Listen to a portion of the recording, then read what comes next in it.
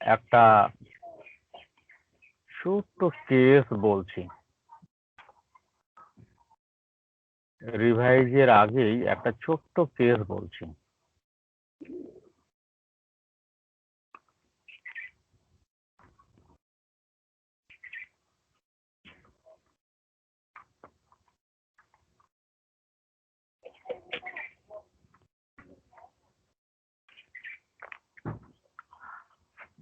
একটা পেশেন্ট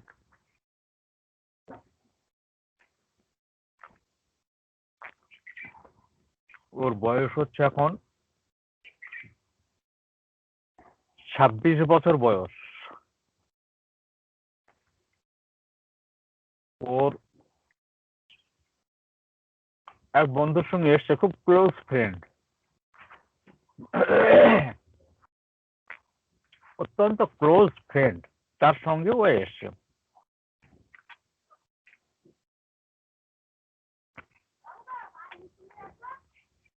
ওর বন্ধুর অন্য একটা সমস্যার জন্য চিকিৎসা চলছে, ওকে সাথে করে এনেছে।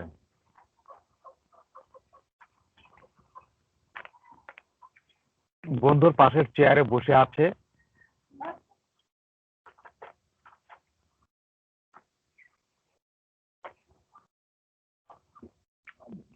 বন্ধুকে দেখা হয়ে যাবার পরে যে ছেলেটা দেখাবে, ও দুজনের চোখে চোখে তাকিয়ে ঘাড় নাড়াচ্ছে, মানে বোঝালো যে তোর সমস্যাটা এবার তুই বল।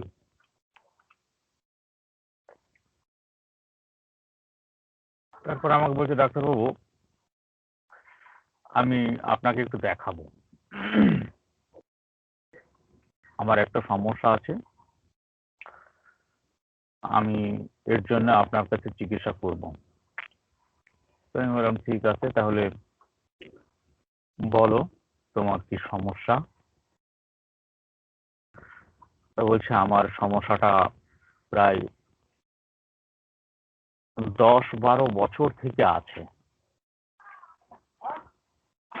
আমার নাইট ফলস হয়, আগে প্রায় প্রতিদিন হতো, এখন 2-3 দিন পর পর হচ্ছে। এটা আমার কাছে অনেক বড় সমস্যা, এর জন্য আমি অনেক অ্যালোপ্যাথি হোমিওপ্যাথি ওষুধ খেয়েছি, কোনো কাজ হচ্ছে না। কৃষ্ণনগর সদর শহরে একজন বড় হোমিওপ্যাথি ডাক্তার রয়েছেন, তাকে দেখিয়েছি, তার প্রেসক্রিপশন ছবি তোলা আছে মোবাইলে, আমাকে দেখালেন।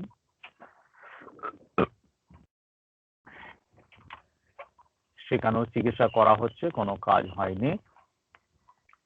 এখন বন্ধুটার কথা শুনে আপনার কাছে আমি এলাম। আচ্ছা আচ্ছা, আর কি সমস্যা? আর সমস্যা, আমার শরীর জুত হচ্ছে না, মানে গায়ে মাংস লাগছে না, খাওয়া দাওয়া ঠিকঠাক করছি, গায়ে মাংস লাগছে না, শরীরটা শীর্ণ হয়ে যাচ্ছে, আর গায়ে যেন তেমন শক্তি পায় না। অন্য বন্ধুদের সঙ্গে আমি মিশবো, আমি যেতে পারি না, আমার কেমন লাগে। তাদের শরীরটা অত সুন্দর, অত ভালো, তাদের শরীরটা অত সুন্দর, অত ভালো, আর আমার শরীরটা কি হয়ে যাচ্ছে, এ কি হচ্ছে, আমার ভালো লাগছে না।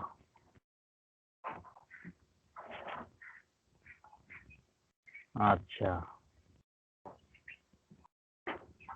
আর কি? আমি খুব বেশি বন্ধুদের সঙ্গে মিশি না, আমার গোটা কয়েক বন্ধু রয়েছে, আমি খুব বেশি লোকজনের সঙ্গে মিশি না, আর বাইরের লোকজনের সঙ্গে আমি খুব কম কথা বলি, বেশি কথা বলি না। এই বন্ধুদের মধ্যে যখন থাকি তখন হয়তো একটু ইয়ার্কি আড্ডা মারলাম, তখন একটু বেশি কথা হয়ে যায়। তাছাড়া আমি বেশি কথা বলি না আর বেশি মিশি না। তো আমি বললাম যে, বন্ধুদের সঙ্গে তুমি বেশি কথা বলছো, অন্য জায়গায় কম কথা বলছো, এটা কেমন করে?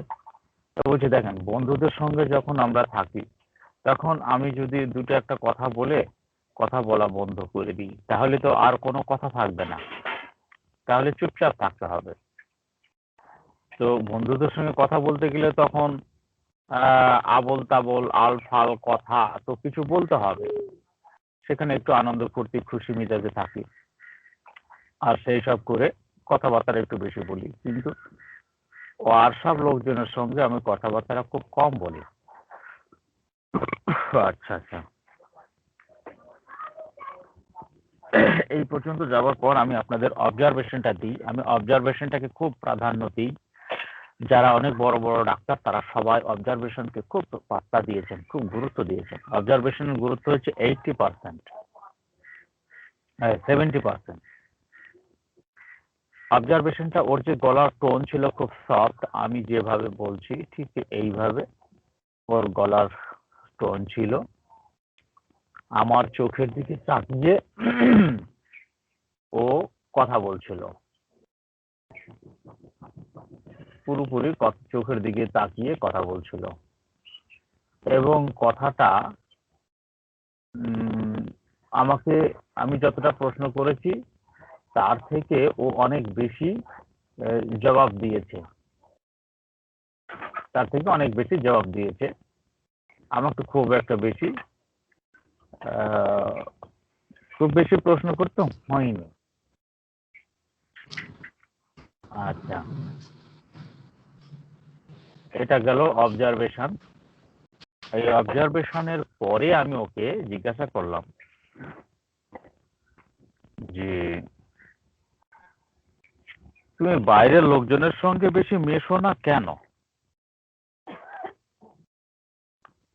না, আমি বাইরের লোকজনের সঙ্গে বেশি মিশি না। আমি সবসময় কাজের মধ্যে ব্যস্ত থাকি। আমি ওয়েল্ডিং এর কাজ করি। সবসময় কাজের মধ্যে ব্যস্ত থাকি। আমরা খুব গরিব মানুষ। আমাদের ফ্যামিলিটাকে দেখার জন্য তেমন আর কেউ নেই। আমাকে পুরো দায়িত্ব সব নিতে হয়, ফ্যামিলির দায়িত্ব। তার জন্য আমি কাজ করি, সময় নষ্ট করি না। পুরো সময়টা আমি কাজ করি। আচ্ছা,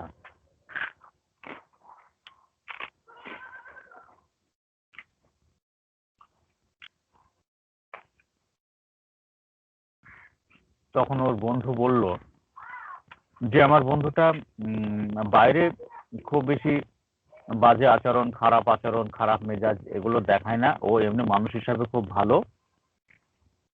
চারিপাশের লোকজন ওকে খুব মানুষ হিসাবে ভালো বলেই সবাই জানে, সবাই ভালোই বলে। তখন আমি ওকে বললাম, আচ্ছা তোমার রাগ কেমন হয়? মন মেজাজ, রাগ, আচার ব্যবহার আরেকটু বলো তো। তো বলছে, হ্যাঁ আমার রাগ হয়। আর কিরকম রাগ হয়? বলছে, কেউ যদি অন্যায় কিছু করে আমার সামনে তাহলে আমার খুব রাগ হয়। রাগ হলে তুমি কেমন কি করো? রাগ হলে আমি প্রতিবাদ করি। যেমন একটু বলো তো কেমন ভাবে প্রতিবাদ করো? তো বলছে, যেমন ধরুন এই কিছুদিন আগে যখন লকডাউন চলছিল তখন টোটোওয়ালারা, টোটো 3 চাকার ইঞ্জিন গাড়ি, তো ওরা 20 টাকা করে পার হেড ভাড়া নিচ্ছে, অথচ 10 টাকা করে ভাড়া। তো আমি তাদেরকে বললাম যে, তোমরা 20 টাকা করে ভাড়া নেবা কেন? 10 টাকা করে ভাড়া, তুমি 10 টাকা করে ভাড়া নেবা। আর যদি 20 টাকা করে ভাড়া নিতে হয় তাহলে তোমরা রাস্তায় টোটো চালানো বন্ধ করে দাও। আমরা যেমন ভাবে পারি তেমন ভাবে চলবো। তোমার 20 টাকা করে তোমার টোটোয় চলবো কেন? আর 20 টাকায় যদি যেতে হয় তাহলে তুমি দুটো করে প্যাসেঞ্জার নাও, সোশ্যাল ডিস্টেন্স মেনটেন করো। তুমি সোশ্যাল ডিস্টেন্স মেনটেন করবা না, আবার 20 টাকা করে ভাড়া নেবা। এটা তো তোমাদের ঠিক নয়, এটা তো খুব বেআইনি হচ্ছে, এরকম। তো আমি বললাম আচ্ছা তুমি যদি এইভাবে তাকে বলো তাহলে তোমার সঙ্গে তো ঝগড়া বেঁধে যাবে। বলছে না, ঝগড়া বাঁধবে না। কেন ঝগড়া বাঁধবে না? আমি তো সেইভাবে বলি না, আমি প্রতিবাদ করব, কিন্তু আমি সেইভাবে ঝগড়া করি না। তাই আমি তখন বলছি যে তুমি যে প্রতিবাদ করো সেইভাবে ঝগড়া করো না। তো তোমার ভিতরে রাগ থাকে তো, না থাকে না? বললো না, রাগ থাকে। রাগ থাকে তাহলে তুমি ঝগড়া করো না? বললো না, এটাই তো ঝগড়া। বললো আচ্ছা আচ্ছা, তো তুমি যদি ঝগড়া করো তাহলে সামনের লোক ঝগড়া করবে না কেন? বলছে আমি তো সেইভাবে বলি না। তখন আমি বলছি আচ্ছা আচ্ছা, তাহলে বলছে এই যে আমি যে টোনে আর যেভাবে আপনার সঙ্গে কথা বললাম, আমি এইভাবে তাদের সঙ্গে কথা বলবো, এইভাবে তাদের সঙ্গে কথা বলবো। আমার যে খুব বেশি রাগ হয়েছে সে তো বুঝতে পারবে না, বা আমি যে ঝগড়া করছি সে তো বুঝতে পারবে না, আমি তো এইরকম টোনে। আচ্ছা আচ্ছা, তাহলে তুমি ঠিক এইরকম শান্ত ভাবে, মানে এরকম মাইল্ড টোনে তুমি ঝগড়া করো, নাই?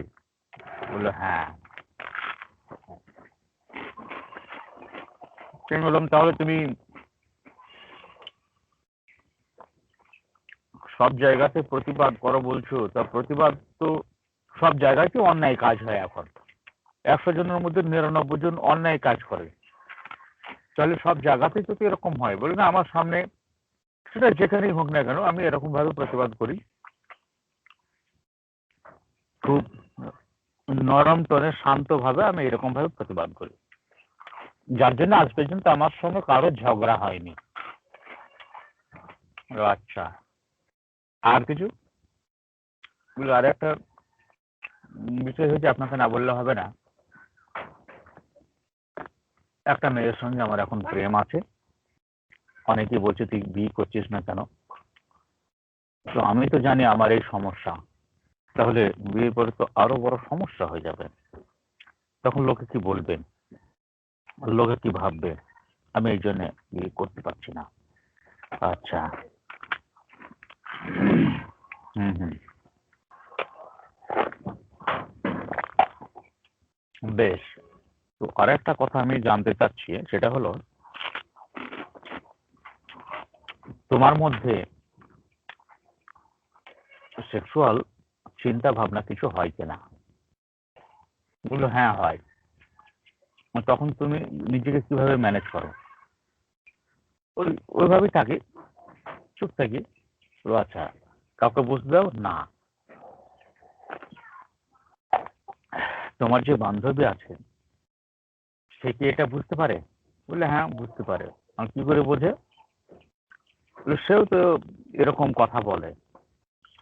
সে যদি, হয়তো আমি এই ব্যাপারে কথা তুললাম কিন্তু সে ব্যাপারটাকে মেনে নিল না, তাহলে তখন আমি হয়তো অপমানিত বোধ করব, কিন্তু সেও তো বিষয়টাকে মেনে নেয় এবং সেও এই ব্যাপারে গল্প করে। বললাম, আচ্ছা আচ্ছা, তাহলে তোমরা দুজনে যদি এই ব্যাপারে কথা বলো তাহলে তোমাদের দুজনের মধ্যে কোনো সম্পর্ক তেমন হয়েছে কখনো? বললো না,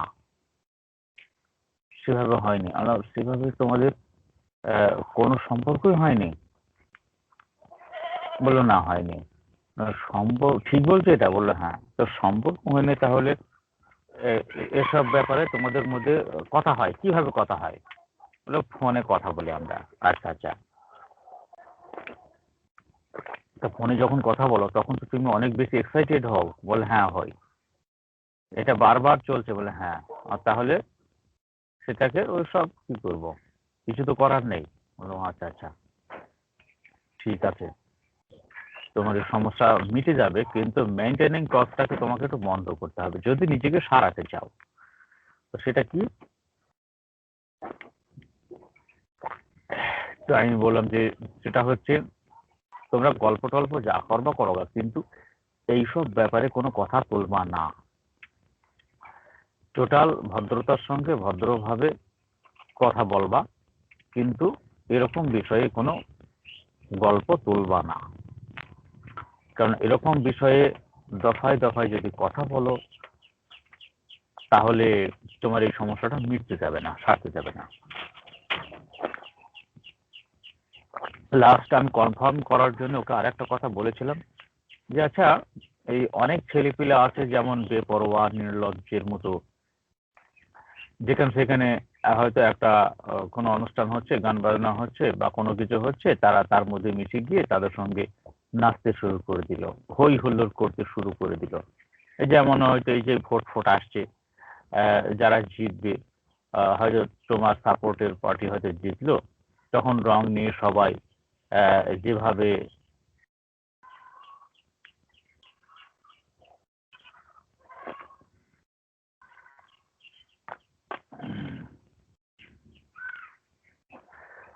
আকিকুল ভাই আবার, আকিকুল ভাই কি আছেন আপনি আমাদের এর সঙ্গে এখন? উনি ব্যাপারটাকে বোঝেন না নাকি?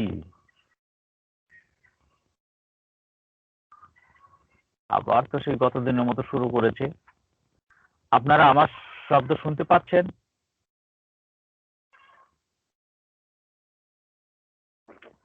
জি স্যার। আচ্ছা আচ্ছা, স্যার একটা আমাকে পট পট শব্দ হচ্ছে আর কি। এখন এখন কি হচ্ছে? হ্যাঁ, এখনো হয় একটু। এই শুরু হলো না আগে থেকেই হচ্ছে? শুরু থেকেই হচ্ছে পট পট শব্দ। ও, দাঁড়ান। তবে কথা বোঝা যায় স্যার। আচ্ছা, চার্জে বসানো আছে, আমি খুলে দিচ্ছি চার্জ থেকে।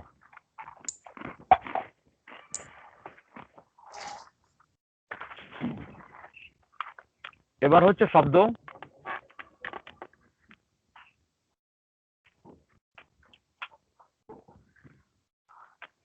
আর শব্দ হচ্ছে?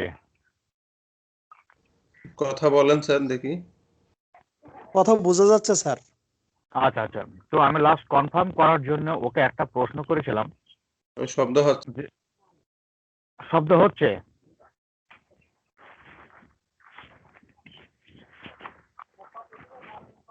তো ওকে কনফার্ম করার জন্য একটা প্রশ্ন আমি লাস্ট করেছিলাম যে সবাই যেমন হই হুল্লোড় করে নাচ গান শুরু করে দেয়, তুমি কি সেগুলো করো? না না না না ডাক্তারবাবু, আমি ওগুলো করি না। কেন করো না? লোকে কি ভাববে? আমি যদি ওরকম করি তো লোকে কি বলবে? আমি ওগুলো করি না। তাই আমি বলছি লোকে কি ভাববে মানে, সবাই তো করে, অনেকেই তো করে, তারা তো ভাবে না, তুমি কেন ভাবো? বললো না, আমি পারবো না। আমি সবসময় একটু সেফে চলি, সবসময় একটু সেফে চলি, লোকে যেন আমাকে খারাপ ছেলে বলতে না পারে, আমার সম্বন্ধে উল্টো পাল্টা যেন ভাবতে না পারে, আমি সেই রকম নিজেকে সেফে চলে, নিজেকে সেফে চলে।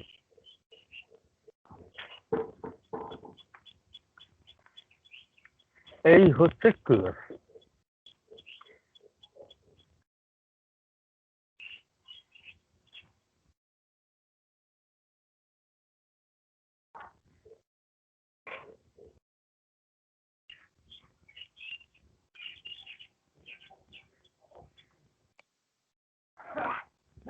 Stapishikiria. আচ্ছা, আপনি বললেন স্ট্যাফিসেগ্রিয়া, আর স্যার স্টেফিসিগ্রিয়া স্যার। স্ট্যাফিসেগ্রিয়া এটা ক্লিয়ার চিত্র স্যার, ক্লিয়ার। আচ্ছা আচ্ছা, শুরুতে ছক্কা মেরে দিলেন একেবারে।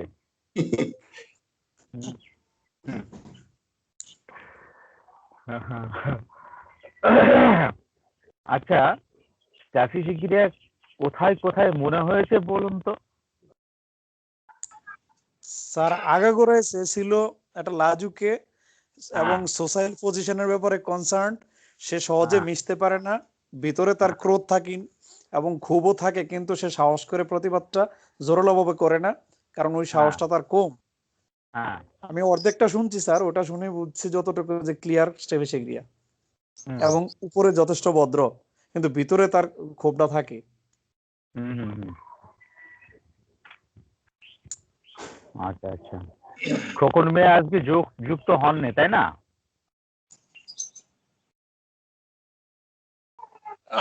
আমাদের কোহিনুর বেগমের ভিডিওটা চলতেছে, এই জন্য মনে হয় একটু সমস্যা হচ্ছে।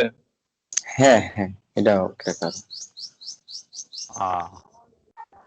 খোকন মিয়া যুক্ত হননি আজকে। দেখো এটার বলে ভিডিও চলে।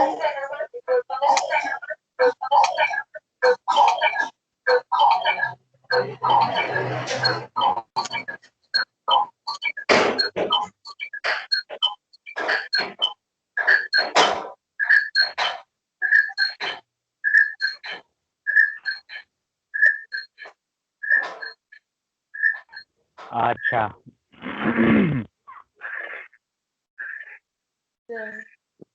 মিউট হইছে। তাহলে স্ট্র্যাটেজিটা কিভাবে বুঝলেন আমাকে একটু বোঝান তো, কিভাবে বুঝলেন স্ট্র্যাটেজিটা, কি ধারণা রয়েছে স্ট্র্যাটেজিটা সম্বন্ধে? স্যার স্ট্র্যাটেজিক এরিয়াতে তো মোরাল ইমপ্রেশনটা খুব বেশি থাকবে। হুম তারপরে আপনি এখানে যে পার্সেন্টেজ ঝগড়া করে কিন্তু রাগ করে না, এটা কিন্তু কোয়ারেলিজম আন্ডার রিজার্ভ থাকে। হুম তারপরে ইনজাস্টিস ক্যান নট সাপোর্ট, সে কোনো অবস্থাতে মানে সিদ্ধ করবে না, অন্যায্য সহ্য করবে না। হুম তারপরে সে যেহেতু মোরালিস্টিক পার্সন, সেই জন্য সে কথা বলবে এমন ভাবে যাতে কোনো মার দাঙ্গা বা কোনো কিছু না বাজে। এই জন্য তার স্পিচ লো সফট ভয়েস হয়েছে। তার টিমিডি বাসফুল তো আছেই তার সাথে। হুম তারপরে সে আবার ইন্ডাস্ট্রিয়াস পার্সন। হুম এগুলো তো আমরা বুঝতে পারছি যে স্ট্র্যাটেজিক এরিয়া। হুম হুম হুম আর প্রথম দিকে তারা একটু যে আরেকজনের স্বাস্থ্য ভালো, আমার স্বাস্থ্য নাই, এটা তো অনেকটা জেলসি বোঝায়। হুম হুম হুম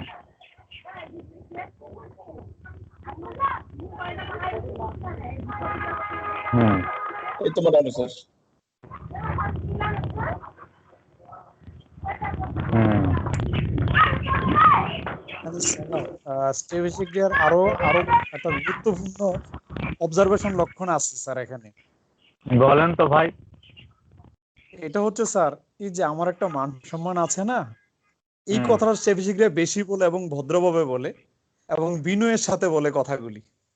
আমার একটা মান সম্মান আছে না, লোকে কি বলবে, এই কথাটা বেশি বলে স্ট্র্যাটেজিকরা। হুম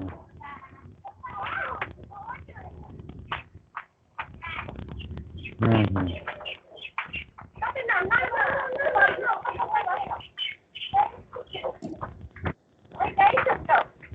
হুম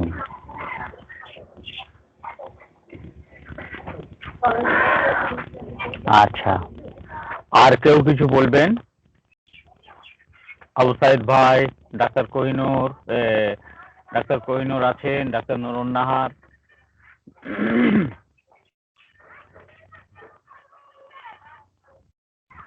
আসসালামু আলাইকুম স্যার। হ্যাঁ, ওয়ালাইকুম আসসালাম ভাই।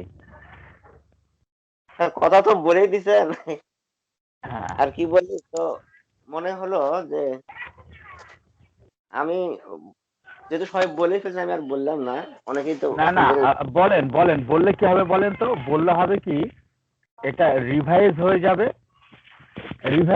যাবে আর কতটুকু ধারণা রয়েছে সেই জায়গাটাও জানা হয়ে যাবে। তাহলে যেটুকু অজানা থাকবে সেইটুকু আবার যুক্ত করতে পারবো। একই কথা বারবার বললে এইগুলোতে ক্ষতি নেই, লাভ আছে। আপনার কোন জায়গাটায় ঘাটতি রয়েছে সেটা অন্যরা ধরে ফেলবেন, অন্যরা যখন বলবে তাদের মধ্যে কোন জায়গায় ঘাটতি রয়েছে সেটা আপনি ধরে ফেলবেন। হ্যাঁ, এই যে আমি কতটা জানি সেটা আমি ওজন করতে পারবো তখন, যখন অন্যরা সেটাকে বলার সময় কিছু এড়িয়ে যাবেন এবং সেটা আমি ধরতে পারবো। তার মানে কি, আমি এগুলো তো জানি এবং যেগুলো এড়িয়ে যাচ্ছেন, বলতে পারছেন না, আমি বুঝতে পারছি, তার মানে আমি ওই জায়গাগুলো আরেকটু বেশি জানি। আর যদি মনে হয় যে উনি এই কথাগুলো বললেন আমি তো এগুলো জানি না, তাহলে সেটুকু শিখে নিলাম, এই আর কি। হ্যাঁ, বলেন। তার ব্যক্তিকে ডিগনিফাইড মনে হচ্ছে, হুম মর্যাদাপূর্ণ মানুষ। হুম এই কারণে উনি অন্যদের মতো আচরণ করতে পারেন না। হুম সাধারণত যদি প্রতিবাদ করা হয়, আমরা যারা করি, একটু প্রতিবাদ করলে আমরা অনেক সময় রাগান্বিত হই, হুম কিন্তু এই ব্যক্তি প্রতিবাদ করেন কোনো রাগান্বিত হন না। হুম কারণ মানুষ খারাপ বলবে, হুম তারপরে মানুষ তার সম্পর্কে নিন্দা করবে, খারাপ মন্তব্য করবে, সেই কারণে তিনি যা করেন, প্রতিবাদ করেন, কিন্তু সেটা বিনয়ের সহিত, মানুষ যাতে বলতে না পারে। হুম ডিগনিফাইড আত্মসম্মান আছে, সমাজে ভালোভাবে চলতে চান, কোনো অন্যায়কে মেনে নিতে পারেন না, অন্যায়ের প্রতিবাদ করেন, ভালোভাবে চলতে চান, সম্মান আত্মমর্যাদা রক্ষা করে চলেন। আর একটা রূপিক আসলে অ্যাঙ্গার নেভার এংরি, সম্ভবত, যে কখনোই রাগ হন না, কিন্তু তিনি প্রতিবাদ করেন। রাগ হন না, কিন্তু প্রতিবাদ তিনি করেন। ইনজাস্টিস ক্যান নট সাপোর্ট, কিন্তু রাগ হন না। ডিগনিফাইড, সেটা স্যার আমার মনে হলো যে এখানে ডিগনিফাইড রূপিকটা ধরা যায়।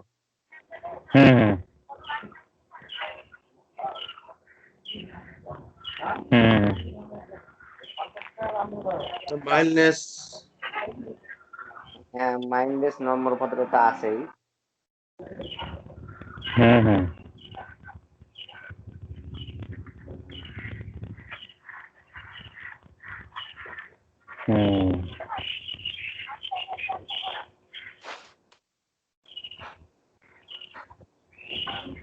আচ্ছা,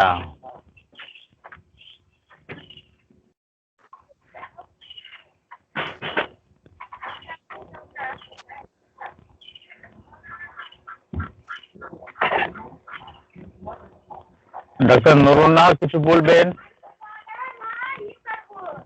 হ্যাঁ, হ্যাঁ হ্যাঁ আর একটা কথা বলি যে বিষয়গুলো মানুষের সঙ্গে খারাপ আচরণ করে না, আর একটা কারণ থাকতে পারে, এটা আমার নিজস্ব ভুল হতে পারে, যে বিষয়গুলো কিন্তু অল্পেই মন খারাপ করে।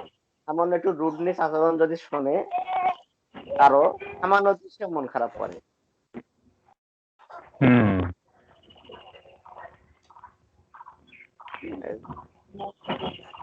এটাও বিষয়গুলোর একটা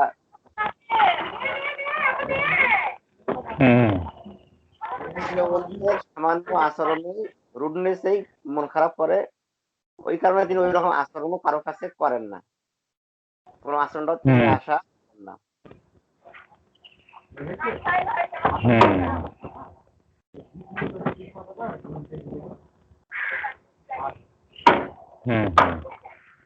জি স্যার, অন্যরা স্যার কিছু বলুক। স্যার, ডক্টর সেগাল তার বইয়ের ভিতরে যে লিখেছেন যে ছাইয়ের আগুনের মতো, ছাইয়ের আগুন যেমন সবসময় একটা উত্তাপ থাকে, তার মেজাজের ভিতরে একটা উত্তাপ থাকে, কিন্তু সে এই উত্তাপটা সে বাইরে প্রকাশ করতে পারে না, এটা তার ভিতরেই থাকে।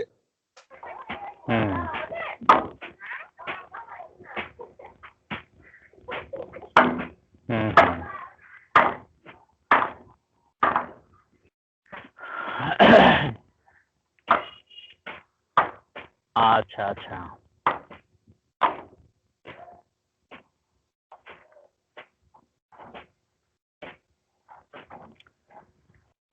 আর কেউ কিছু বলবেন? স্যার, নেটরাম মিউরের সাথে একটু পার্থক্য করে দিলে ভালো হইতো। স্ট্যাফিসেগ্রিয়াটা বুঝতে পেরেছেন আকিকুল ভাই? মোটামুটি স্যার।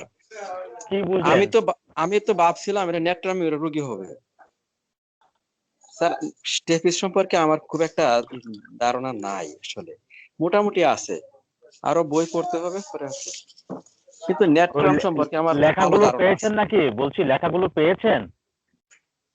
জি না স্যার, এর এগুলি আগে যে সংগ্রহ। লেখা দেওয়া ছিল সেই লেখাগুলো পেয়েছেন? তার মধ্যে স্ট্যাফি শিগগিরি নেট টাইমে সব লেখা আছে, লেখাগুলো পেয়েছেন?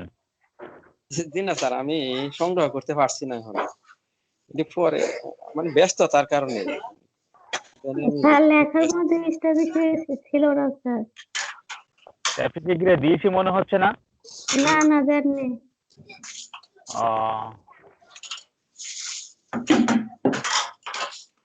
আচ্ছা ঠিক আছে। তা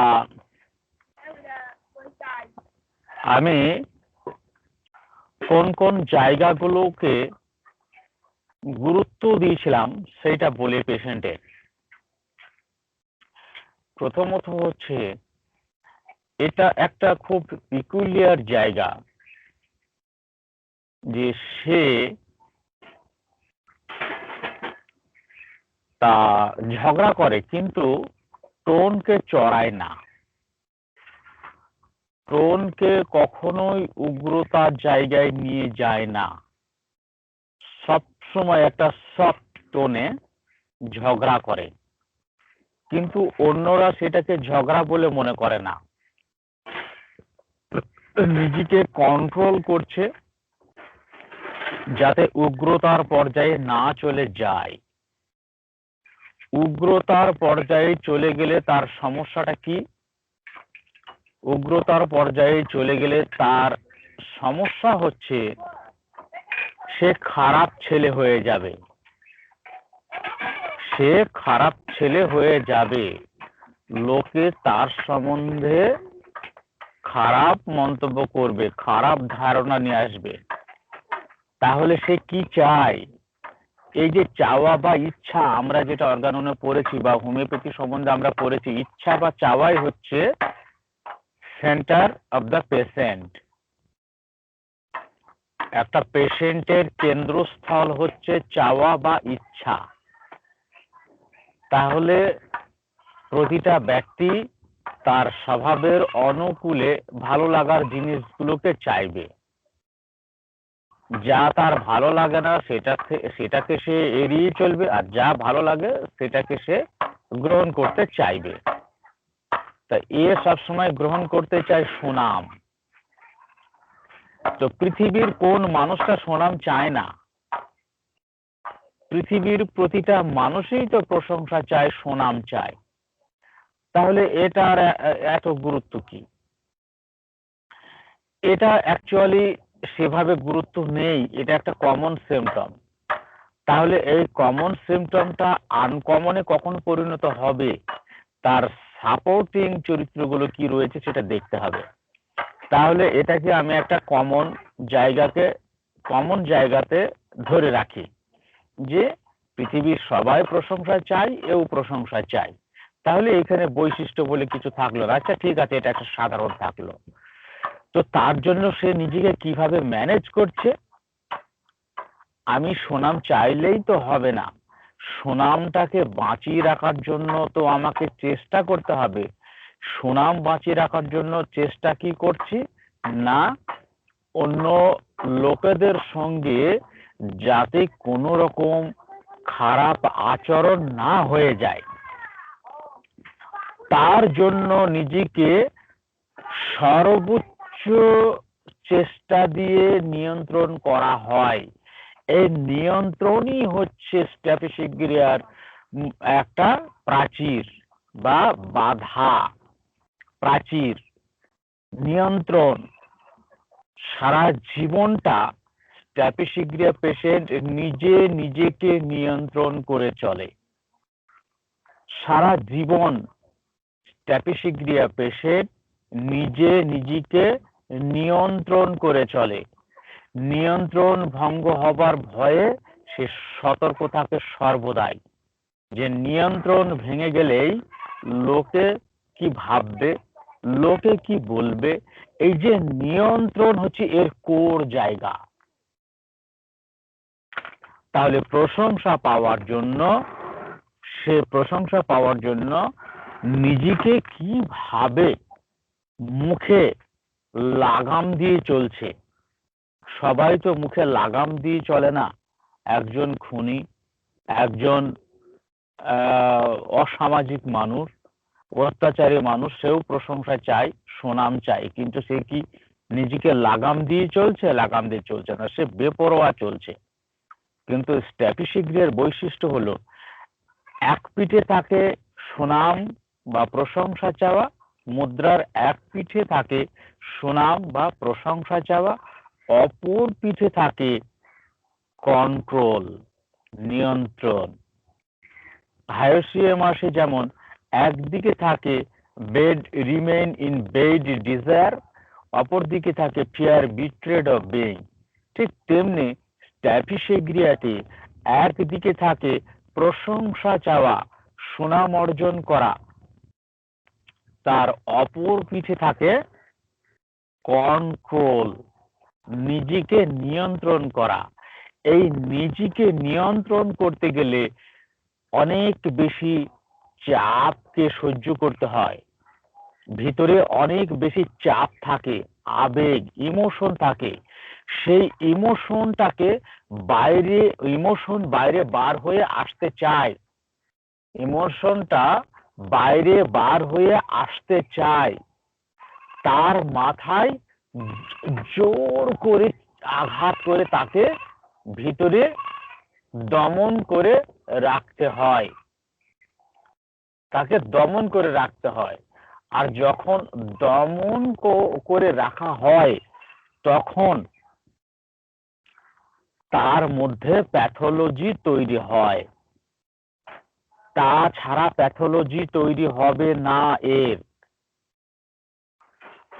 এই দমন করে রাখার ফলে প্যাথোলজি তৈরি হয়। ধীরে ধীরে ধীরে ধীরে, হঠাৎ হবে না, ধীরে ধীরে ধীরে ধীরে প্যাথোলজি তৈরি হয়। তাহলে কখন প্যাথোলজি তৈরি হয় সেটা আমরা জানলাম। নিজেকে সমাজে কিভাবে ম্যানেজ করে সেটা আমরা জানলাম। সমস্যার মুখোমুখি হলে সেই সমস্যার মুখোমুখি নিজেকে কিভাবে সে ম্যানেজ করে সেটাও আমরা জানলাম। তাহলে তার নেচার, রিয়াকশন, তার ডিজায়ার, অ্যাভারশন, সেগুলো আমরা জানলাম। তো এরা প্রতিটা মানুষের সঙ্গে খুব ভালো ব্যবহার করে, অত্যন্ত ভালো ব্যবহার করে। কেন এত বেশি ভালো ব্যবহার করে?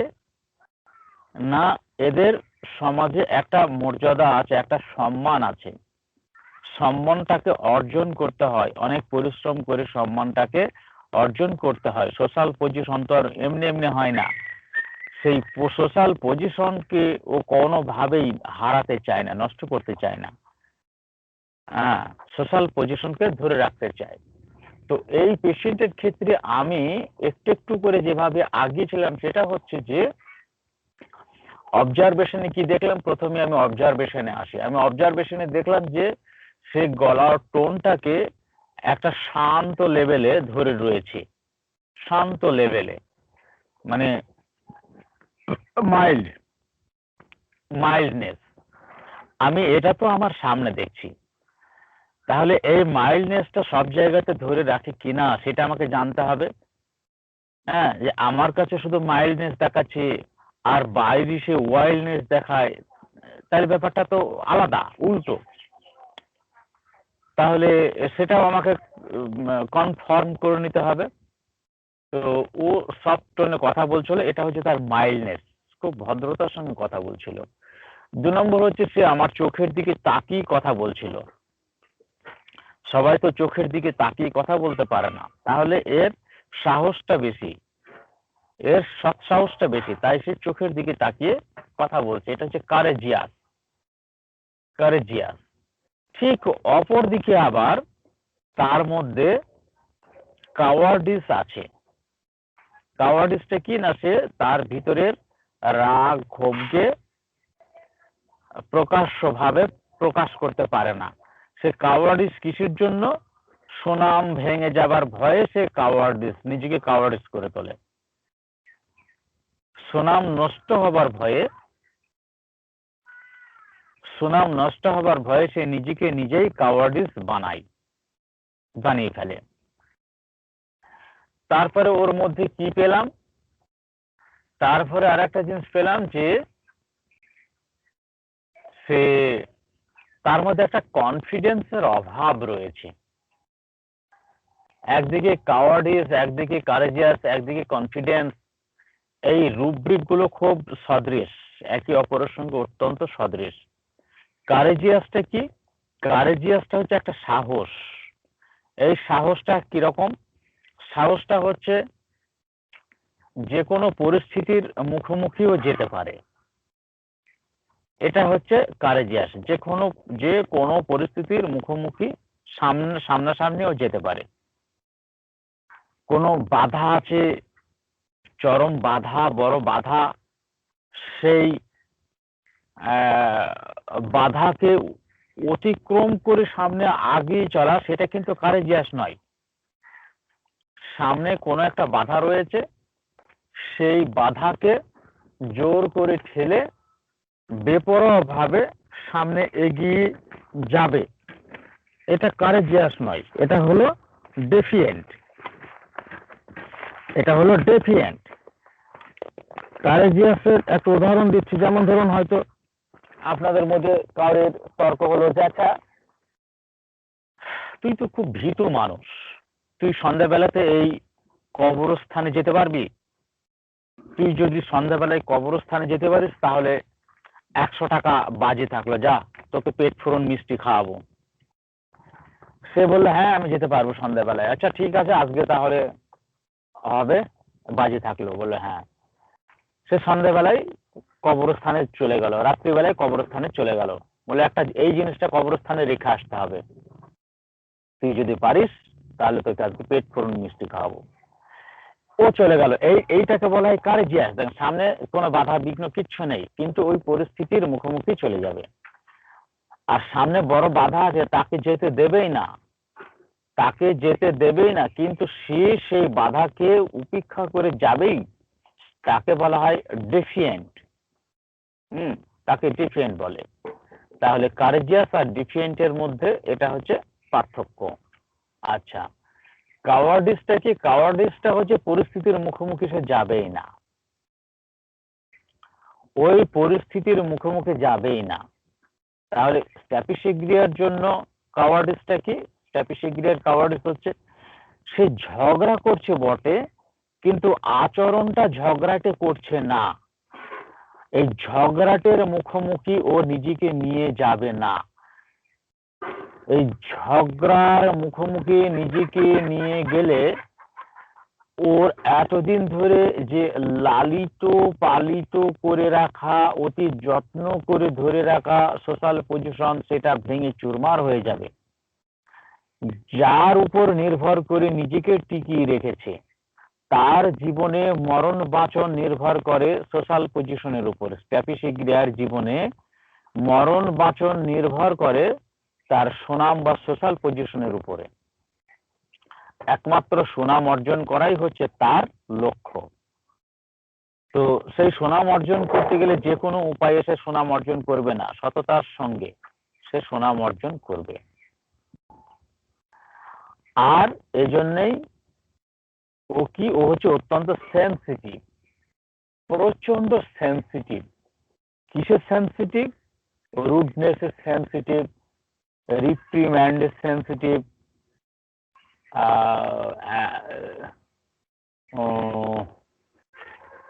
রিপ্রিম্যান্ড, রুডনেস, আর একটা হচ্ছে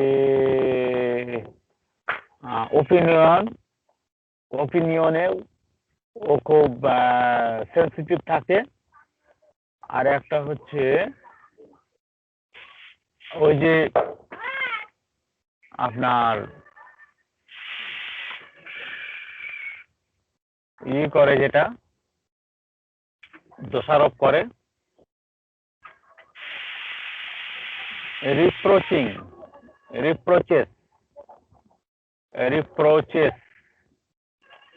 সেনসিটিভ টু রিপ্রোচেস, এটা হচ্ছে দোষারোপ করা, মিথ্যা দোষারোপ করা। রিপ্রোচ, মিথ্যা দোষারোপ করা, এতেও সে ভীষণভাবে সেনসিটিভ থাকে। তো এই জন্য এই সেনসিটিভ থাকে বলে, সেনসিটিভ হচ্ছে অত্যানুভূতি। অত্যানুভূতিতে একটা প্রতিক্রিয়া থাকবে, অত্যানুভূতিতে একটা প্রতিক্রিয়া থাকে। প্রতিক্রিয়াটা কেমন? মানে অতিরিক্ত প্রতিক্রিয়া দেখায়, স্বাভাবিকের তুলনায় অনেক বেশি প্রতিক্রিয়া দেখায়, তার জন্য তাকে অত বেশি সেনসিটিভ বলা হচ্ছে। সে ভীষণভাবে আহত হয়, ভীষণভাবে। ও স্ট্যাফিসিগ্রার মধ্যে সব থেকে বেশি হয়, মনের মধ্যে সব থেকে বেশি হয় কি? অপমানিত বোধ। ইগনেশিয়ার মধ্যে সব থেকে বেশি হয় দুঃখী বোধ, দুঃখ। নেট্রমিয়রের মধ্যে সব থেকে বেশি হয় দুশ্চিন্তা, অনেক বেশি দুশ্চিন্তা। ইগনেশিয়ার মধ্যে হয় সব থেকে বেশি দুঃখ। স্ট্যাফিসিগ্রার মধ্যে সব থেকে বেশি হয় অপমানিত বোধ, রাগ সঙ্গে অপমানিত বোধ, অত্যন্ত রাগ, ঘৃণা আর অপমানিত বোধ। এটা ওদের মানে যখন রেগে যায় তখন এটা ওদের মধ্যে সব থেকে বেশি হয়। রাগ, ঘৃণা, অপমানিত বোধ, অন্যায়। রাগ, ঘৃণা, অন্যায়, অপমানিত বোধ, এই জিনিস কটা ওদের মধ্যে সব থেকে বেশি হয়। আর একটা জিনিস কি দেখেছিলাম আমার এই পেশেন্টের মধ্যে, যে অন্যদের শরীর স্বাস্থ্যটা কত সুন্দর, আমি ওদের মধ্যে যেতে পারছি না। এটা হচ্ছে কনফিডেন্সের অভাব। আমি ওদের সঙ্গে মিশতে পারছি না, আমি ওদের মধ্যে যেতে পারছি না, আমার না নিজের খুব খারাপ লাগে। এটা হচ্ছে একটা কনফিডেন্সের অভাব, আত্মবিশ্বাসের অভাব। না আমি ঠিক আছে, আমি ফুল ফিট, ঠিক আছে, আমার যেমন আছে তেমন আছে, তাতে অন্যদের কি? এই যে একটা আত্মবিশ্বাস, এই আত্মবিশ্বাসের অভাব ওর মধ্যে চূড়ান্ত। ওর মধ্যে আত্মবিশ্বাসটা নেই। হ্যাঁ, কনফিডেন্সের অভাব, এটা হচ্ছে confidence want of, want of self confidence এটা। আর অন্যদের শরীরটা কত ভালো আছে, অথচ আমার শরীরটা সেরকম ভালো নেই, আমার শরীরটা ভালো হচ্ছে না, এটাকে বলা হয় এনভি, পরশ্রী কাতরতা। এনভি, এটা জেলাসি নয়। জেলাসি আর এনভির মধ্যে পার্থক্য হচ্ছে, জেলাসিতে প্রচন্ড রাগ ক্রোধ হয়, অন্যের শ্রীবৃদ্ধি দেখে নিজের মনে প্রচন্ড রাগ ক্রোধ হয় এবং মনের মধ্যে খুব বেশি অশান্তি হয়। আর যার উপর জেলাসি হয় তার ক্ষতি করার বা ক্ষতি সাধনের অভিলাষ করে, ক্ষতি করার বা ক্ষতি সাধনের অভিলাষ করে। এনভিতে যার শ্রীবৃদ্ধি পছন্দ হয় না, সহ্য করতে পারে না, তার ক্ষতি সাধন বা ক্ষতি কামনা করে না। এনভিতে হচ্ছে অন্যের যা কিছু ভালো জিনিস রয়েছে তা আমার চাই, অন্যের যা কিছু ভালো জিনিস রয়েছে তা আমার চাই। চাহিদা এই যে থাকবে আর কি, হ্যাঁ, মানে চাহিদা থাকবে এনভিতে। হ্যাঁ, এনভিতেও না, চাহিদা দুটোতেই থাকে, জেলাসিতেও থাকে, এনভিতেও থাকে। দুজনেই চাই, দুজনেই চাই কি? যে জেলাসিতে কি হয়, জেলাসিতে হয় যে আপনার কাছে একটা জিনিস রয়েছে, আপনি হোমিওপ্যাথিতে অনেক বড় ডাক্তার হয়ে যাচ্ছেন, আপনার উপর আমার খুব হিংসা হচ্ছে, জেলাসি হচ্ছে। তখন মনে হবে কি যে যদি শরীফ ভাইয়ের মাথাটা খারাপ হয়ে যেত, যদি শরীফ ভাইয়ের স্ট্রোক হয়ে যেত, খুব ভালো হতো। শরীফ ভাইয়ের একটা কিছু ক্ষতি হয়ে যাক, যাতে ওনার হোমিওপ্যাথির শ্রীবৃদ্ধিটা নষ্ট হয়ে যায়, তাহলে আমি আমার এলাকাতে আস্তে আস্তে বড় জায়গাটা পেয়ে যাব, আমি পেয়ে যাব একমাত্র। আর আপনার নামে বদনাম দেওয়ার জন্য চারিপাশের লোকজন যারা রয়েছে তাদের সঙ্গে যখন কথা হবে তখনই আপনার সম্বন্ধে আজে বাজে নেগেটিভ কথাগুলো বলতে থাকবো। তার মানে কি? আপনার ক্ষতি চাচ্ছি, আমি ক্ষতি করতে চাচ্ছি, সুনাম নষ্ট করতে চাচ্ছি। এটা হলো জেলাসি। আর একটা কি? এনভি। এনভি হচ্ছে কি, শরীফ ভাই এত বড় ডাক্তার হয়ে গেছে হোমিওপ্যাথিতে, আমাকেও হতে হবে, আমাকেও হতে হবে। না, ওনার উনি খেটেছে, উনি বড় হয়েছে, খুব ভালো কথা, খুব ভালো জিনিস হোক, আমি চাই উপরওয়ালা ওনাকে আরো বড় করুক, কিন্তু আমিও খাটতে চাই, আমিও খেটে ওনার মতো বড় হতে চাই, ওনার থেকেও বড় হতে চাই। যে যত খাটবে সে তত উপকৃত হবে, সে তত বড় হবে। দুনিয়াতে যার যা কপাল আছে তার তা হবে, কেউ কাউকে মারতে পারবে না। কেউ কাউকে মারতে পারবে না। এটা হলো আপনার ক্ষতি চাইলাম না, আপনি আরো বড় হন, আরো বড় হোক, কিন্তু আমিও আপনার মতো হতে চাই বা আপনার থেকে বড় কিছু হতে চাই। তাহলে এনভিতে কি থাকে? এনভিতে হচ্ছে অন্যের যে সমস্ত ভালো কিছু আছে, খারাপটা কিন্তু চায় না, অন্যের যা কিছু ভালো রয়েছে সেই ভালোটা আমি চাই, কিন্তু অন্যের যেন ক্ষতি না হয় বা ক্ষতি কামনা করি না, এটা হচ্ছে এনভি। আর অন্যের ক্ষতি সাধন কামনা করি, ক্ষতি করতে চাই, সহ্য করতে পারি না, অন্যকে দেখলেই জ্বলন হয়, এটা হচ্ছে জেলাসি। এইখানে এই ব্যক্তির মধ্যে এনভিটা রয়েছে, জেলাসিটা নেই।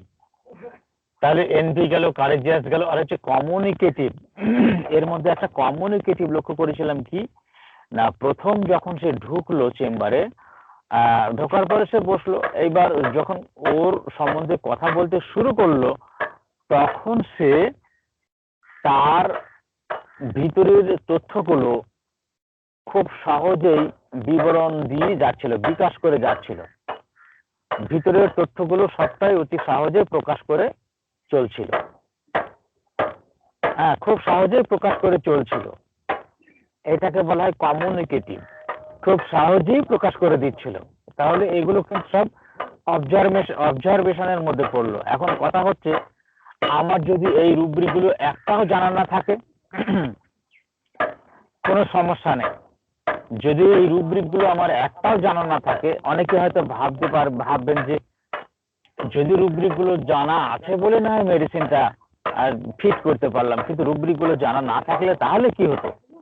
বিষয়টা হচ্ছে মেটেরিয়া মেডিকা গুলোতে তো কোনো রুব্রিক লেখা থাকে না, সেখানে তো শুধু পেশেন্টের বিবরণ দেওয়া থাকে। তাহলে সেইখান থেকে কিভাবে মেডিসিন গুলো ব্যবহার করা যাচ্ছে? বিষয়টা হচ্ছে প্রতিটা মেডিসিনের কোর জায়গাগুলো, মুদ্রার এপিট আর ওপিট, এই যে কোর জায়গা, সেই কোর জায়গাগুলোকে যদি জানা থাকে তাহলে উপযুক্ত সময়ে রুব্রিক মনে না পড়লেও বা জানা না থাকলেও সমস্যা হবে না, মেডিসিন ইজি ভাবে ব্যবহার করা যাবে, তাতে সমস্যা হবে না। আর একটু একটু করে যদি এগুলো জানার চেষ্টা করা হয় তাহলে তো আরো ভালো, জ্ঞানের গভীরতা বাড়বে, আত্মবিশ্বাস বাড়বে। মাইল্ডনেস হচ্ছে একটা জেন্টাল, অত্যন্ত ভদ্রতা। মাইল্ডনেস ওর সর্বদাই থাকে, এখনো থাকে, তখনও থাকে। এটা অ্যাফেকশনেট নয়। অ্যাফেকশনেটটা হচ্ছে আরো অ্যাফেকশনেটের অনুভূতিতে কি হবে? অ্যাফেকশনেটের অনুভূতিতে অন্যের ব্যবহারে নিজের মধ্যেও ওই রকম একটা মানে শান্তির অনুভূতি হবে। অন্যের অনুভূতি দ্বারা নিজের মধ্যেও, অন্যের স্নেহ পরায়ণ অনুভূতির দ্বারা নিজের মধ্য থেকেও একটা স্নেহ পরায়ণের অনুভূতির সৃষ্টি হবে, তখন সেটিকে অ্যাফেকশনেট নেওয়া হয়। অনেক জায়গায় রয়েছে, যেমন বাবা বাছা বলে কথা বলে, বাবা বাছা, এইগুলো হচ্ছে অ্যাফেকশনেট সব জায়গাতে। বিশেষ করে এগুলো যারা পীর সাহেব থাকে খুব ভালো, আমরা দেখেছি, মানে সহজ উদাহরণ যেখানে আমরা পাই, পীর সাহেবরা সবাই বাবা, মা বাবা বাছা বলে যারা খুব কথা বলে, খুব সুন্দর, অত্যন্ত স্নেহ পরায়ণ, তাদের সেই আচরণে নিজের জানটা কেমন শান্তি হয়ে যায়, ওইটা হচ্ছে স্নেহ, অ্যাফেকশনেট। এই জন্য এখানে অ্যাফেকশনেট ধরা হয়নি, এটা হচ্ছে মাইল্ড। ওর মধ্যে থেকে সেই অনুভূতিটা আসেনি, এসছে যে একজন খুব শান্ত প্রকৃতির, নরম প্রকৃতির, খুব ভদ্র মানুষ, এই জন্য ওকে মাইল্ডনেস নেওয়া হয়েছে। আচ্ছা, সেন্সিটিভ টু মোরাল ইমপ্রেশন। এই সেন্সিটিভ তো আগেই বললাম, সেন্সিটিভ হচ্ছে কোনো জিনিসের প্রতি অতিরিক্ত অনুভূতি প্রবণতা, ওই যে প্রবণতা, ঝোঁক, কোনো কিছুর প্রতি অতিরিক্ত অনুভূতি প্রবণতা বা অতিরিক্ত রিয়াকশন দেখানো, সেটাই হচ্ছে সেন্সিটিভ। এখানে মোরাল ইমপ্রেশন, মোরাল ইমপ্রেশনটা কি? মোরাল ইমপ্রেশন হচ্ছে যে অন্যদের মানে অন্যদের দৃষ্টিভঙ্গিতে যেটা ঠিক, অন্যদের দৃষ্টিভঙ্গিতে যেটা ঠিক সেটা সমাজ, পরিবার, রাষ্ট্র ইত্যাদি ইত্যাদিতে যে প্রচলিত নিয়ম কানুন আচার আচরণগুলো রয়েছে সেইগুলোকে যথাযথভাবে মান্যতা দিয়ে চলা, সেই সেই রীতিনীতি নিয়ম কানুনগুলোর মধ্যে যেগুলো ঠিক বিচার করে সেই ঠিকটাকে প্রাধান্য দিয়ে সেটাকে মেনে চলা হচ্ছে মোরাল, মোরাল নৈতিকবাদী, মোরালিস্টিক, সেটা হচ্ছে মোরালিস্টিক। আর একটা রয়েছে, এটা আমি ভুলে যাচ্ছি, যেখানে নিজের দৃষ্টিভঙ্গিতে ঠিক না ভালো, মনে পড়েছে, মানে বিবেক, যাকে বলা হয় বিবেক, বিবেকের কাছে বিচার করে যেটা ঠিক, বিবেকের কাছে বিচার করে, বিবেকের কাছে ঠিক ভুল বিচার করে যা ঠিক সেটাকে প্রাধান্য দেওয়া হচ্ছে বিবেক, anxiety conscious, anxiety consciousness, anxiety consciousness, anxiety ওটা হচ্ছে কনসাস, বিবেকবান। তাহলে বিবেকবান কি হয়? ঠিক না ভুল কোনো জিনিসের বিচারের, নিজের বিচারে ঠিক না ভুল এটা বিচার করে যেটা ঠিক সেইটাকে প্রাধান্য দেওয়া, তাতে লোকে কে কি বললো না বললো তাতে কোনো যায় আসে না, সেটা হচ্ছে কনসাসনেস, অ্যাংজাইটি কনসাস। আর হচ্ছে অন্যদের বিচারে ঠিক ভুল, অন্যদের বিচারে ঠিক ভুল বিবেচনা করে যেটা ঠিক সেইটাকে প্রাধান্য দেওয়াটাকে বলা হয় মোরাল ইমপ্রেশন। এই দুটোর মধ্যে এটা হচ্ছে পার্থক্য। আর confidence, want of self confidence, confidence তো বুঝতে পারছেন, আত্মবিশ্বাস, দুর্বলতা, মানসিক দুর্বলতা, কোনো কিছুর মুখোমুখি হতে মানসিক দুর্বলতা, সাহসের অভাব, বিশ্বাসের অভাব, এটা হচ্ছে ওয়ান্ট অফ কনফিডেন্স, বিশ্বাসের অভাব আছে, তার জন্য সে অন্যদের মুখোমুখি হতে পারছে না। আর একটা রুব্রিক রয়েছে social position concern about, concern হচ্ছে সচেতনতা, কি সম্বন্ধে? সোশ্যাল পজিশন, সামাজিক অবস্থান বা সোশ্যাল পজিশন সম্বন্ধে সে সবসময় পিতাকে সচেতন থাকে। এর মধ্যে যেটা রয়েছে আমাদের সবার মধ্যে সোশ্যাল পজিশন সম্বন্ধে সচেতন থাকে, আমরা সবার মধ্যে, এটা একটা কমন সিমটম। এই কমন সিমটমটা আনকমন হচ্ছে, খুব গুরুত্ব পাচ্ছে কখন?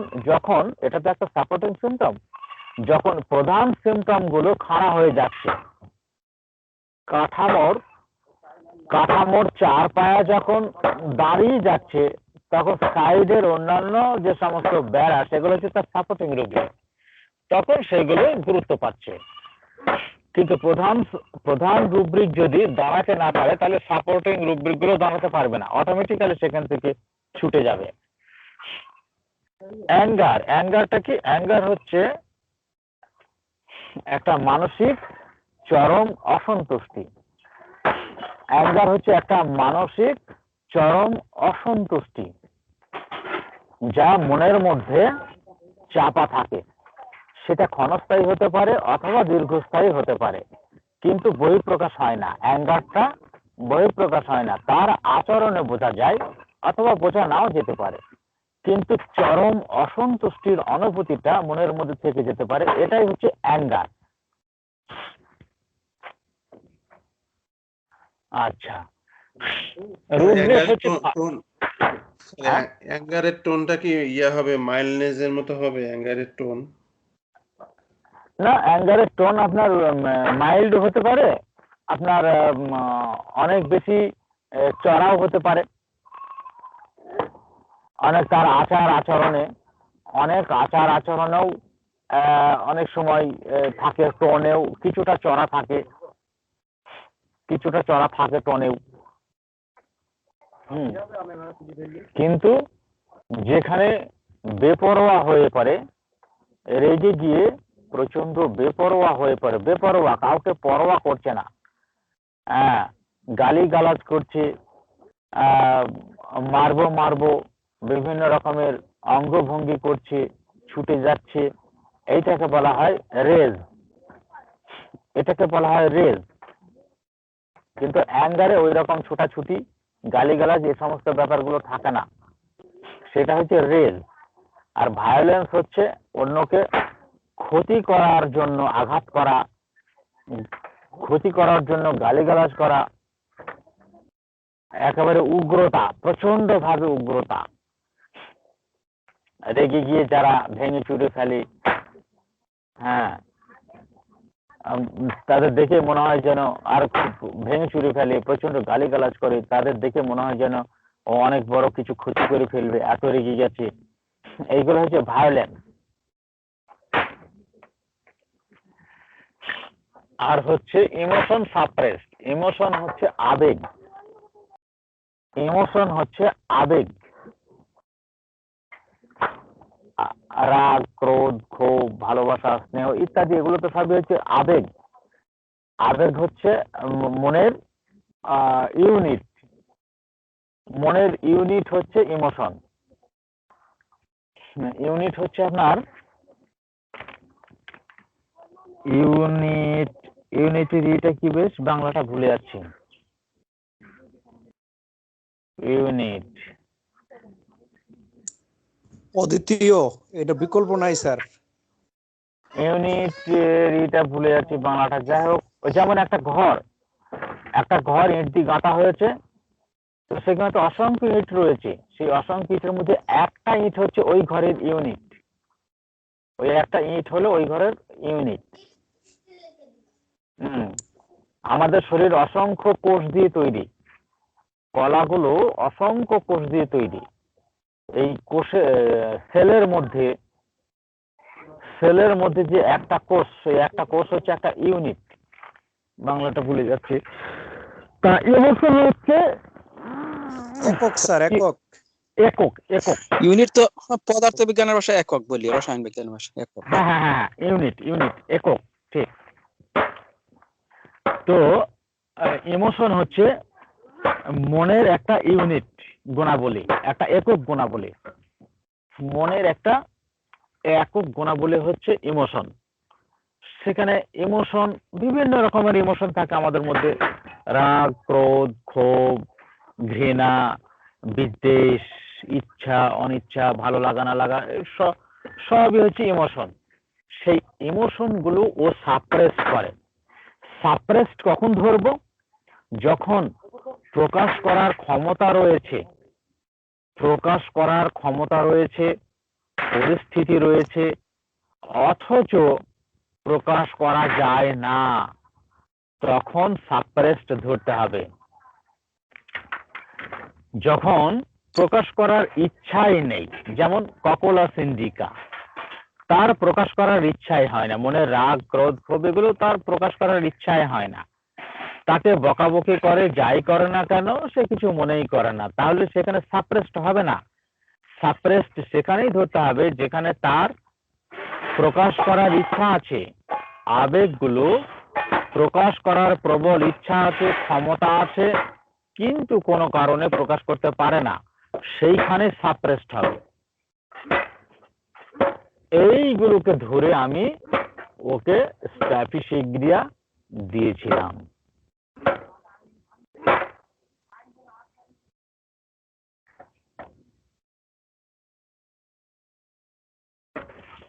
এই হচ্ছে ব্যাপার। এবার বলুন,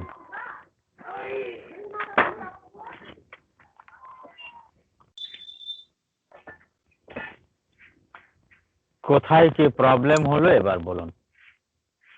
জি স্যার, রিপ্রোচ আর অ্যাডমনিশন স্যার, তাকে রিপ্রোচ আর অ্যাডমনিশনের মধ্যে একটু পার্থক্যটা বুঝতে চাই, রিপ্রোচেস এবং অ্যাডমনিশন। আচ্ছা, বাংলাটা বলেন।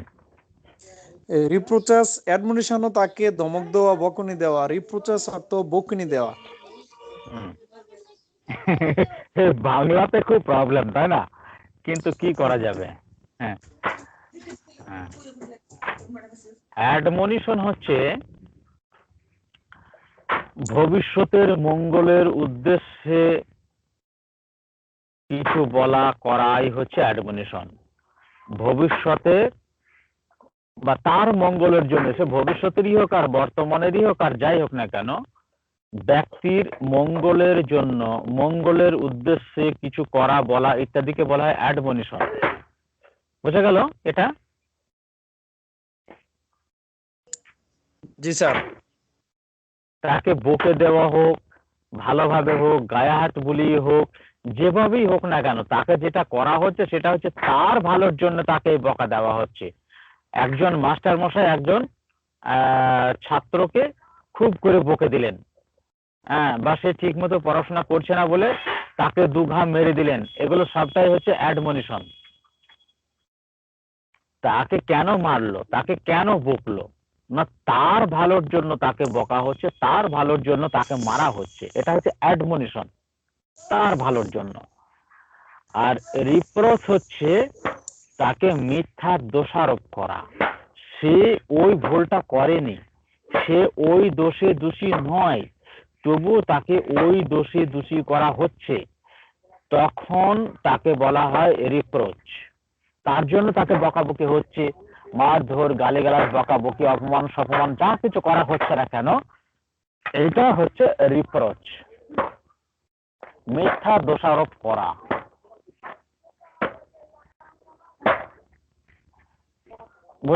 বুঝতে পেরেছেন এবার?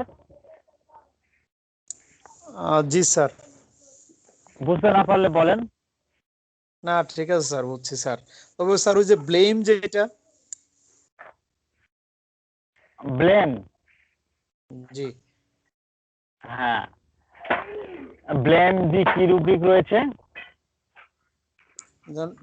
Delirium for blame for his Del- Fali. Delusion হ্যাঁ, blame himself for his folly. হ্যাঁ, হ্যাঁ, হ্যাঁ। ব্লেমটা হচ্ছে এখানে তার মধ্যে দোষ রয়েছে, তার মধ্যে দোষ রয়েছে,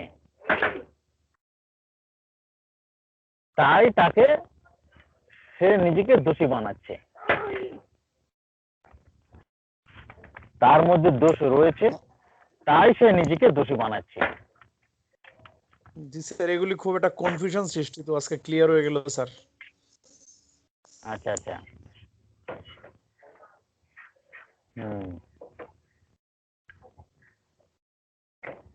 ডিলিরিয়ামটা তো জানেন।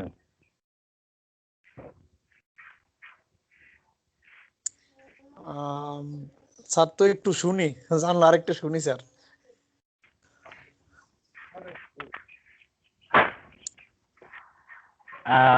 ডিলিরিয়ামটা হচ্ছে যে নর্মাল ব্যবহার থেকে বিচ্যুত হয়ে পরিবর্তিত ব্যবহার বা পরিবর্তিত আচরণই হলো ডিলিরিয়াম। প্রতিটা মানুষের স্বাভাবিক স্বভাবের সঙ্গে যে স্বাভাবিক আচার আচরণ থাকে, আচার ব্যবহার, চাল চলন ইত্যাদি থাকে, কোনো কিছুর মুখোমুখি হয়ে যখন ওই স্বাভাবিক আচার আচরণ থেকে নিজেকে বিচ্যুত করে একটা পরিবর্তিত আচার আচরণ হয়, সেটা উগ্রতাও হতে পারে, নম্রতাও হতে পারে, এটাকেই বলা হয় ডিলিরিয়াম।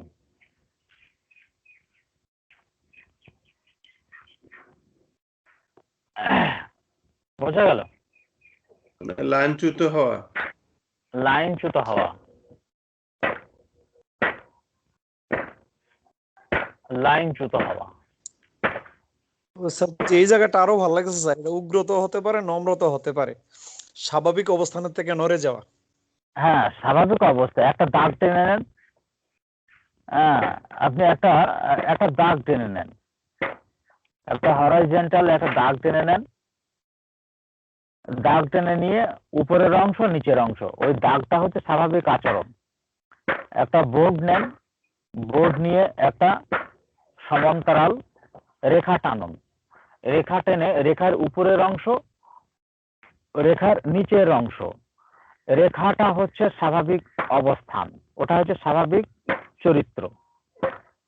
তো কখনো কোনো সময় কোনো পরিস্থিতিতে বিচ্যুত হয়ে যদি সে উগ্র হয়ে যায় তাহলে উপরের দিকে গেল, ওটা হচ্ছে ডিলিরিয়ামের দিকে চলে গেল, ওটা ডিলিরিয়াম হয়ে গেল।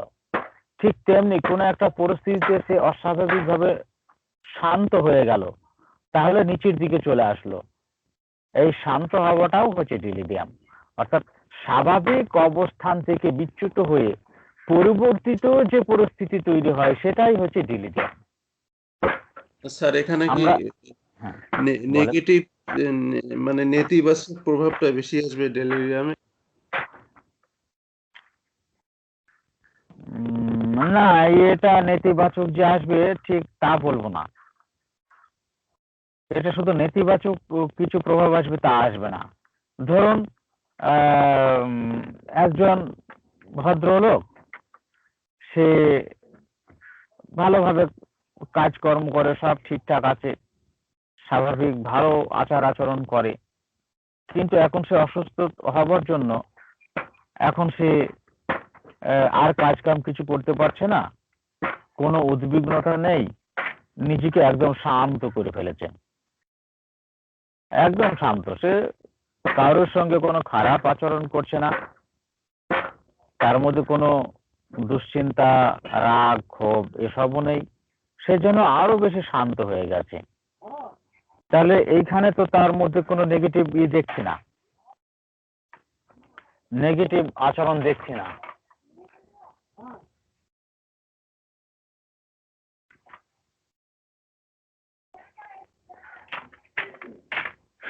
ডিলিরিয়াম কোয়াইট আছে, কোন আছে একটা রুব্রিক দেখছি, ডিলিরিয়াম কোয়াইট। এই যে ডিলিরিয়াম কোয়াইট, কোয়াইট মানে কি? কোয়াইট, কোয়াইট হচ্ছে শান্ত অবস্থা।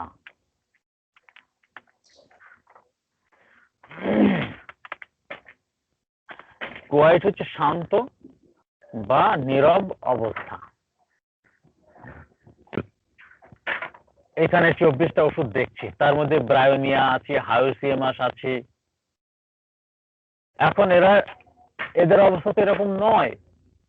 এই যে ব্রায়োনিয়া, এ কখনো শান্ত অবস্থা থাকতে পারে? হায়োসিয়ামাস, সে তো কখনো শান্ত অবস্থা থাকতে পারে না। কিন্তু কোন একটা এই যে ফসফরিক অ্যাসিড, চেলিডোনিয়াম, এরা তো শান্ত অবস্থায় থাকতেই পারে না, এগুলো হচ্ছে ক্যাম্ফর, সাংঘাতিক জিনিস এরা। কিন্তু এখন অসুস্থতার কারণে বা পরিস্থিতির কারণে তারা এখন পুরোপুরি ভাবে শান্ত হয়ে গেছে, তাদের মধ্যে কোনো উগ্র প্রকাশ নেই, উগ্রতার প্রকাশ নেই, অন্যকে আঘাত করার মতো কোনো আচরণ তাদের মধ্যে আর প্রকাশ নেই, পুরোপুরি শান্ত অবস্থা। এগুলো তো নেগেটিভ ব্যাপার নয়, বরং অন্যরা সবাই এখন বলবে বাঁচলাম। সুস্থ অবস্থায় যে আচরণটা করতো ওরা, ওদের সঙ্গে টিকে থাকাই মুশকিল, শান্তি ভঙ্গ হয়ে যায়। কিন্তু যে কদিন অসুস্থ হয়ে থাকে সেই কদিন বাড়িটায় যেন একটু শান্তি থাকে, তাহলে তো এটা নেগেটিভ ব্যাপার নয়। বিষয়টা হচ্ছে ওটাই যে ডিলিরিয়ামে তার স্বাভাবিক যে আচরণ, সে আচরণ থেকে বিচ্যুত হয়ে পরিবর্তিত যে মানসিক অবস্থা হয় সেটাই ডিলিরিয়াম। এই অবস্থাতে নেগেটিভ পজিটিভ যে কোনো ধরনের গুণাবলী থাকতে পারে।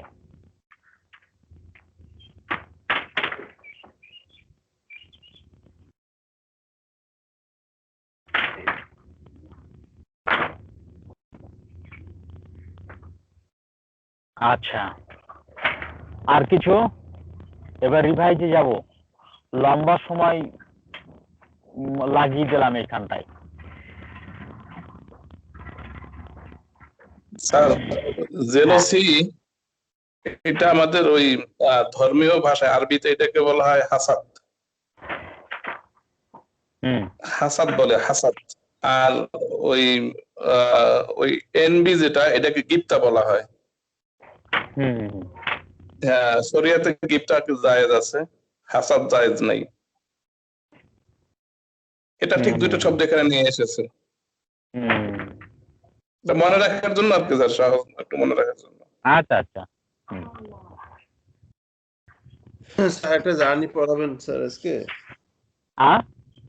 মেডিসিন জার্নি পড়াবেন আজকে? না না, আজকে তো রিভাইজ হওয়ার কথা। ডাক্তার নুরুন নাহার আজকে রিভাইজ করবেন। সঙ্গে আপনারা যদি কেউ পারেন রিভাইজে অংশগ্রহণ করবেন আগের মেডিসিন গুলো। স্যার আপনি সবাইকে পড়া দিছিলেন যে কম কথা বলে এরকম সব বলার জন্য সবাইকে হ্যাঁ হ্যাঁ। প্র্যাকটিক্যালের অবজারভেশনের পার্ট দিছিলেন। হ্যাঁ, জাহাঙ্গীর ভাই হয়েছে নাকি পড়া? হ্যাঁ। কম কথা স্যার, বলে জি কম কথা বলে কি কি মেডিসিনে আছে সেগুলি বলতে স্যার পড়া দিছিল সবাইকে। না স্যারে অবজারভেশনে বলছিল আমাদেরকে ওখানে প্রায় 12টা মেডিসিন বলছিল অবজারভেশনে। হ্যাঁ, চাপা স্বভাব, কম কথা বলে স্যারে বলে দিয়েছিল 12টা মেডিসিন অবজারভেশনে। আর আমাদের কাছ থেকে পড়া নিছিল পিছনের পড়া। আর স্যারের কথা ছিল এইগুলির পরে মানে চোখে চোখ রেখে কথা বলে ওইগুলি পরে দিবে। হ্যাঁ, তাহলে আজকে স্যার আমাদের পিছনের পড়া আর অবজারভেশন ছিল স্যার, আপনি বলে দিয়েছিলেন যেগুলি কম কথা বলে চুপচাপ থাকে